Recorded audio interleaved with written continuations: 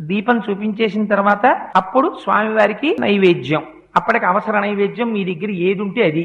ఒకవేళ ఏదీ లేదనుకోండి, బాగా జ్ఞాపకం పెట్టుకోండి ఒక విషయాన్ని. మీరు రాత్రి ఓ అరడజన అరటిపళ్ళు తెచ్చుకుని అందులో 2 తినేశారనుకోండి, మిగిలిన 4లో ఒక పండు నైవేద్యం పెట్టకూడదు, ఉచ్చిష్టం అవుతుంది. ఎంగిలి నైవేద్యం పెట్టకండి. అదేంటంటే ఆ 4ని తినలేదు కదా అంటే కుదరదు. ఒకే అంచుకు వేలాడుతున్నటువంటి పళ్ళలో కొన్నిటిని మీరు తిని కొన్నిటిని నివేదన చేయడానికి వీలు లేదు. కానీ ఒక అరడజన అరటిపళ్ళు తెచ్చి 2 తుంపి పూజ గదిలో పెట్టి 4 పళ్ళు మీరు తింటే దోషం లేదు.